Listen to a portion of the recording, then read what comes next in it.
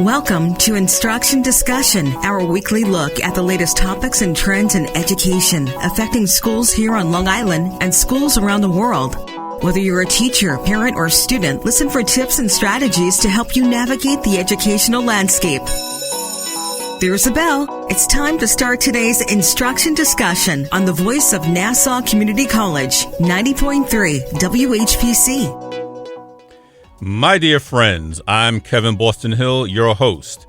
Welcome to Instruction Discussion, where each week we will examine a recent trend or development in education and its impact on Long Island. The issue of students not completing homework assignments, which usually entails some amount of reading, is about as old as the education system itself. We know that homework is an integral part of learning. It serves as both a review of the previous learned content and springboard to new learning. Without it, valuable class time is lost due to the need of educators to adjust their lessons that they have already put a lot of time and effort to develop. Whether we are talking about K-12 students or higher education, educators are becoming increasingly frustrated over the unpreparedness of their students. The question is why? If we all know how important doing the assigned reading is, why aren't students placing more of a priority on it? Most people will point to the distraction of technology, including artificial intelligence. Many experts will also point to the idea that teaching of reading stops at too early of an age, and students do not develop a love of reading, only focusing on the difficulties of it. So what are educators to do? Do they blame the students for not caring about the assignments? Do they blame themselves for not finding the magic bullet of student engagement? Our next guest has some interesting suggestions, so you will definitely want to take some notes. Kerry O'Grady is Director of Teaching Excellence at Columbia University's Business School and Adjunct Professor of Business Communications at the University of Massachusetts at Amherst and Fordham University. Her recent article in the Chronicle of Higher Education, How to Get Your Students to Read, provides practical tips to inspire your students, regardless of grade level, to complete the required reading. Kerry O'Grady, welcome to Instruction Discussion on 90.3 WHPC. Thanks so much for having me. I'm looking forward to the discussion. I'm glad that you were able to be here because, like I said, this is when I was a teacher many, many moons ago, and I still am to a certain degree. I mean, this was like the bane of our existence, getting kids to finish their homework, to come into class prepared so that we, as teachers, we could then propel them to the next set of learning standards and things of that nature. But then when they come in unprepared, it kind of like just deflates the balloon. So, and I know, and like I said, this was before the pandemic, we were going through this. Things seem to have just become exacerbated afterwards. So can we talk a little bit about what are these distractions now that students, because we had distractions as kids growing up ourselves, but it was never quite this bad. So what's the difference in the time frame? Yeah, well, I don't know how old you are. I will not try to pretend like I do. But in my day, there was no internet. So let's start there. We can start there. There wasn't this big thing called the internet when I was in school. And so, sure, we had distractions. We wanted to go outside and play with our friends. We wanted to play video games. We wanted to play Mario Kart, all of those different things. But there were differences. First of all, it was a different generation of student. We'll talk about that in a second, where, we had different ways of learning and different ways of processing information and different ways of listening to our teachers in a very lecture-based format. It's not like that anymore. Now the distractions are much greater. These students have lived through different things. They question a lot. It's all about why and what's the value. It's a lot of change in the world that they're currently working through and trying to learn within. They have insane number of technologies that are at their fingertips to help distract them from anything that they don't want to do. And it's ubiquitous. there was not only just internet, but the big social media component of it, where I can go off into an aspirational world and not have to worry about my current one. And I also think that there is a lot of issues when it comes to mental health and fatigue and exhaustion, that sitting still and reading just isn't as enjoyable of a skill as it used to be. So those are just the big main ones, I would say, for students today. So, and I know we talk about technology being the biggest distraction. And as you alluded to, I think there was a statistic that said there were, in any given household, there are about 17 devices with screens in them.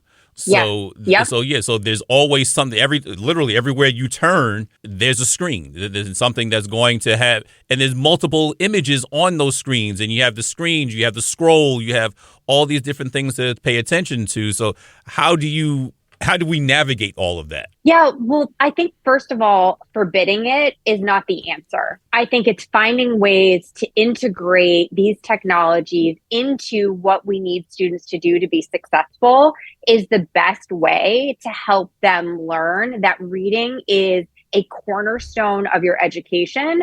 But not only that, it's a skill that's going to help them be successful in college if they're not there yet, graduate school if they plan on going there, in the job market. Reading isn't going away. What we have to do is get students to read in all different ways using technology, which is a skill set that they're going to have to use and need later on in life, and figure out as teachers, how can we leverage this technology to get them to read more, not ban that technology that forbids them from integrating something that's so prominent in their lives and not using it and then separating this is technology versus this is reading. That's going to cause so much resentment. How much have you ever wanted to do something that you were forbidden to do, right? Exactly. So we need to find ways as teachers to say, okay, they're using their phones, they're using social media. How do I leverage this in the classroom so they can see that reading is a part of this experience, not separate and an escape from it? So it goes back to the adage that we have to get away from teaching in silos. And I think that's one of the biggest problems of our educational system, is that we teach all of the subject matter, all the content is taught at a different time. So you have an English class where you learn your English strategies. You have the history class where you learn everything in history. You have the maths class where you learn those math strategies. And at no point do those strategies intertwine, do they overlap? But you go into the workforce, you're not going to sit at your desk and say, okay, from 9 to 9:50, I'm going to do everything associated with English. from 10 o'clock to 10:45, I'm going to do just the math stuff. Like, it doesn't work that way. Everything is intertwined. So why not in our educational system? And not only that, right? You just hit on a very good point that we need to think about as instructors. We read every day. There are so many articles and so much research about how disappointed employers are in the schooling that our students are getting, and how come they're not employable when they get out of school. They're supposed to be ready when they get out of college. Well, it's because we've siloed these employable skills to English, math, science, all of these different components of education, instead of promoting and enabling the flexibility and agility to be great readers, great scientists, great historians, great mathematicians, by integrating all of these different schools and using technology as a centerpiece of that experience. And as teachers, we should be getting together more often to say, how are you teaching reading with technology? Well, maybe I should do this in my class. How are you integrating tech into your assignments? Let's backwards design this together. So this collaboration between faculty and breaking down these walls is going to be one of the most important things that we can do as educators to help bring technology in a meaningful way to students. And not only that, but help make it enjoyable, and students see that reading doesn't have to be a punishment, which is what they see it as now. It's not this old school way of sitting down and only reading a book, although plugs for books. I think we should still be reading books. I love books. But we have to to show them that this is part of the experience, right? This is part of the enjoyment and inspiration of learning. How can we get them to read in all the different ways that they're going to be tasked with after they leave our classroom? You know, you raise an interesting point there, because we have to remember that there is a lot of different types of reading. And when we think, and I'm sure that most educators and most people, when you think of reading, they think of nonfiction.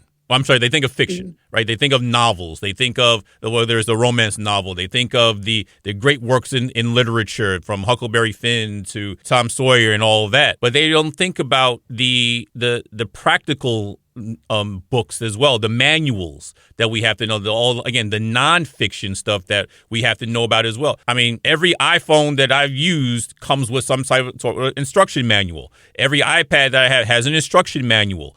When you bring in your new refrigerator or other kitchen appliance, there's an instruction manual that comes along with it. Yes, it might be dense reading, but it's still reading. It's still required reading that you need to know how to do. So in this age of YouTube University, where there's a video for everything out there you can want, how do we get our students to take the reading of those practical manuals and things more seriously so they can actually understand what's happening? I love that you brought this up. So I'm going to pivot the less seriously to show them why it is imperative to their lives today and in the future. And Huckleberry Finn, right? There's some lessons to be learned from Huckleberry Finn. We're not shading Huckleberry Finn or The Great Gatsby or any of those great works, because there's a means and a medium and a message for absolutely everything that somebody reads.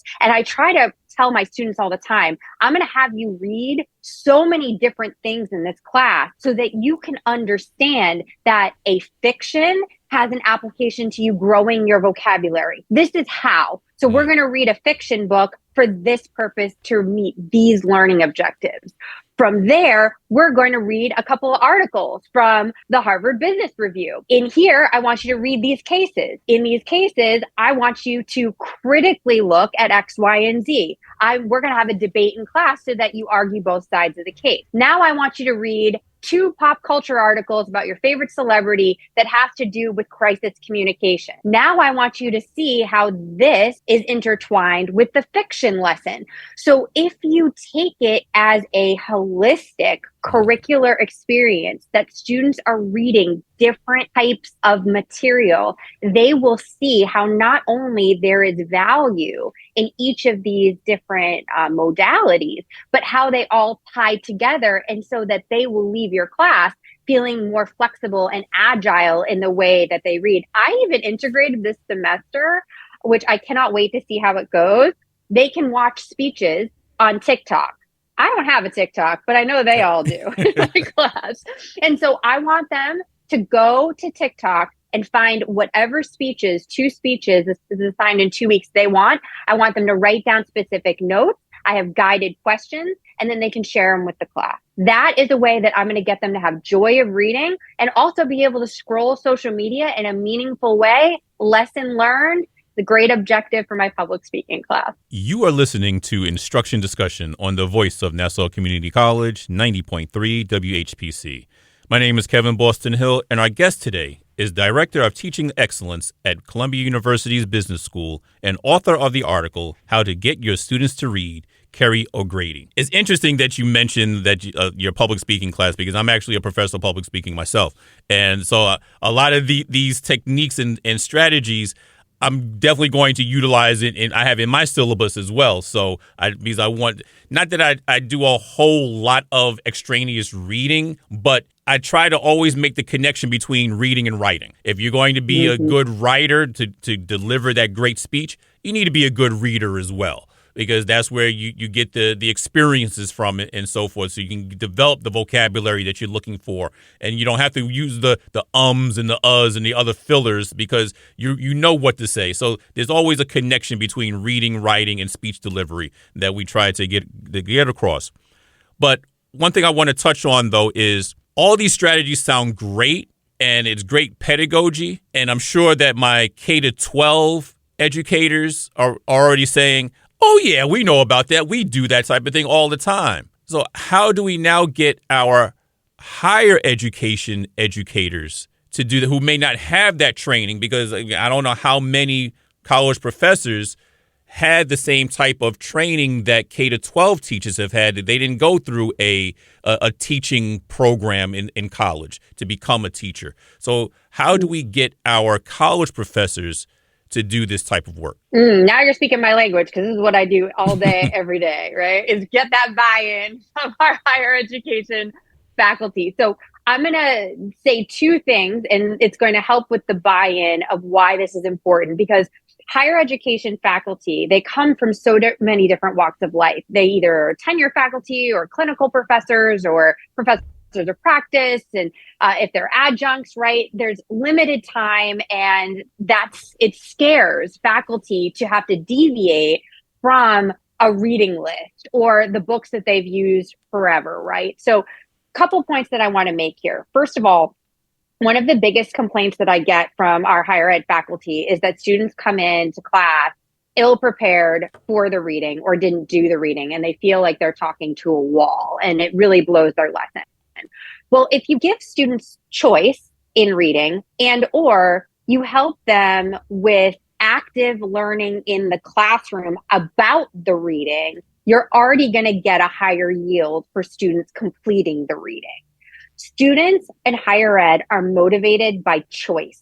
They feel like if they have some power over their education, they will learn better. And so if you have a standard textbook, that's fine, but let them choose supplementary readings that they want to bring to class and talk about things that align with their passions and their alignment with what they want to do for their future career. You're already going to see a difference just by giving them that little bit of choice and having them synthesize and triangulate back to those textbooks. Active learning is imperative in every higher ed classroom.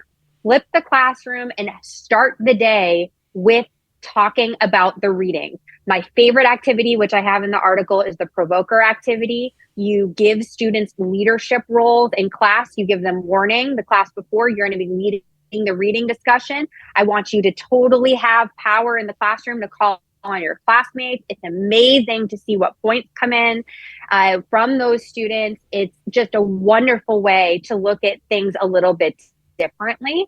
The other thing about higher ed reading that faculty don't realize when it comes to their own training is that they have to feel immersed and invested in the material too. So if they haven't done the reading, or they did the reading years ago and haven't refreshed how they're going to talk about the reading, students are inclined to either not do it because they know the faculty member hasn't done it or isn't going to discuss it, or the faculty member is just going to ask if the students did the reading and then basically put the reading on the PowerPoint slides. And none of that is going to be effective for the student. The third thing that I'll say is to integrate the reading into assignments in a meaningful and specific way that encourages our higher ed students to critically think and problem solve. Those are the two things right now that employers are the most anxious about, because our students don't know how to think critically and problem solve. And that's all they're going to be tasked to do at work. So we have to really work on the applied acumen in the classroom. How do you incorporate reading into case studies or into this project or even into AI so that they can see how their critical thinking about what they've read, very much like a how-to guide or reading instructions, and then applying it autonomously and then putting it into work that's going to propel their future careers. That is a great way to get students to realize that your boss isn't going to tell you something 12 times and it's not going to be rote memorization. You're going to have to take that information and be able to apply it quickly. Earlier, we spoke about using the technology to the teacher's advantage. And I guess that's akin to, if you can't beat them, join them, right? Because if they're going to use the technology regardless. And we're always trying. Right now, students are using AI to write all of their college essays and their papers and things. And then now every school is trying to improve the software that they can use to try to pick out when AI was being used. And so, it is almost like as with the drug dealing game, the good guy, because the good guys are always a couple of steps behind, right? And so we're always, as professors, we're a couple of steps behind when students are quote unquote cheating or so forth. So how as educators, can we use AI to our advantage when we're trying to get students to do more deeper reading and to do that critical thinking you just spoke of? Yeah, I love this question. So again, embracing AI in the classroom and making it allowable is number one. Do not forbid it. I am not the person to ask if you want to forbid AI in your classroom. I think faculty should be using it and students should be using it. If you want to get them to use it appropriately, here is a controversial idea. I would have my students research AI benefits to the classroom as well as possible negators or unethical ways of using AI in the classroom, and then use 15, 20 minutes in the first class to have them collaborate on AI usage and what would be appropriate. And then you add your 2 cents, and then guess what? They had some power in collaborating with AI use in your classroom in a very meaningful way. And then you also be transparent about how you're going to be using AI in the classroom for active learning or maybe even for lesson planning. So really invite students into the conversation and have them read about it, critically think about it, and help you come up with AI use policy in the classroom. The other thing that is great for students to see is AI limitation when it comes to reading comprehension. AI can't do a very good job with reading comprehension. We have seen this time and time again when we're beta testing, ways that we can see how well AI can comprehend material from not only classes, but also books. Spoiler, AI makes up a lot of stuff and it's not accurate. Book quotes, things like that, because humans make mistakes and not everybody creating material on AI is an expert in some space. So I love having students do reading and then test AI on that reading. Ask AI questions, have a gamified version of like who can beat the machine, right? And see how many questions AI gets right versus the student, or have the student correct a fake assignment that he or she has AI do. I think that that's a wonderful way to show the limitations of AI. I also love author chats and fake interviews that you can create with books, textbooks, anything like that. I also love the image stuff on AI that they're just starting to come out with to create a visual around something that a student has read, or to be an extra research component. Let's say that the words are tricky or there's no glossary in your textbook. Have students read a chapter and then come up with some ways of using some of that vocabulary more fluently. These are all amazing ways for AI to be a partner in your classroom and not the enemy. Now, we know that, and at least I have experienced this, and some of my colleagues have experienced this as well, that because of COVID and the pandemic, we've kind of given allowances for students not completing assignments and things of that nature. And it kind of has had a trickle-down effect because of that. So with students knowing that they can use mental health and or COVID as an excuse to not do an assignment or not complete it, how can we hold them more accountable for the reading and for other assignments that we're going to give them? Because again, we don't want to, as you mentioned earlier, we don't want to just sit in the class and like we're talking to the brick wall when we know we gave them an assignment. And we want the class to be rich and vibrant and so forth. But it can only happen if the students come in prepared as opposed to using excuses for not being prepared. So how can we hold them more accountable? Yeah, I want to just mention that, COVID messed all of us up in higher education, faculty, staff, and students alike. And I take the stance where I cannot judge whatever someone is going through in the moment. And so I try not to think about it as an excuse. What I do think about it as is, okay, how can I get you to get what you need out of my class while you're going through what you're going through, whatever it happens to be. And so that's kind of the stance that I take. And the first thing that I do is just what I talked about earlier, is that the reading is a integral part every single class and every single assignment. They can't get away from it. Whether the assignment is late or not, they're still accountable for that work.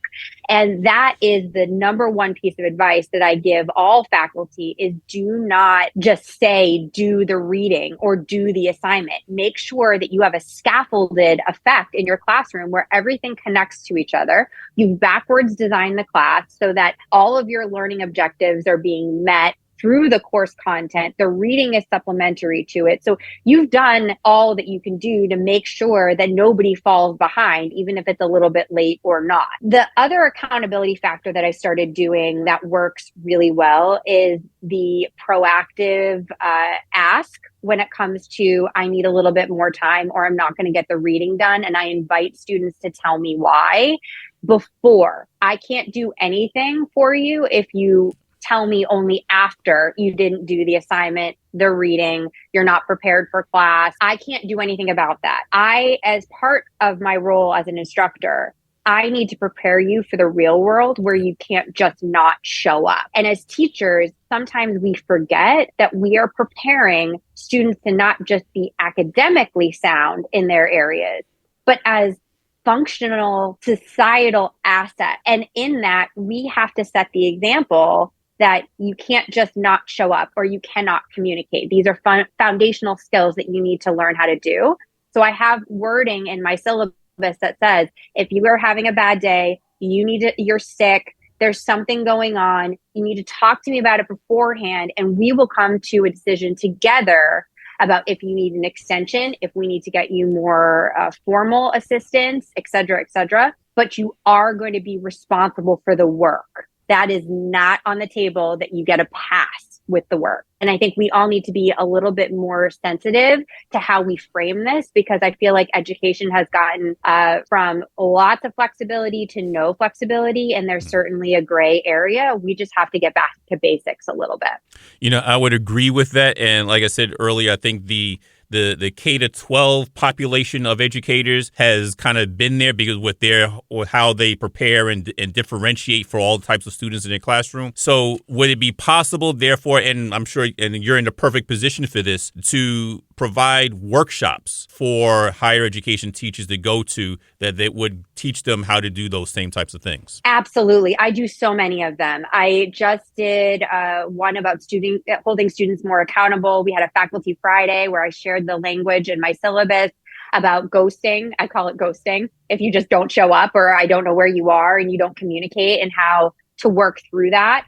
I also ask a lot of questions. I follow up with students constantly, and a lot of faculty feel like that might not be their role, but you're the person who's in charge of that class. And we shouldn't just be saying, okay, they're not showing up in higher ed. They didn't come to class today. They probably overslept. Hold them accountable by making them feel seen.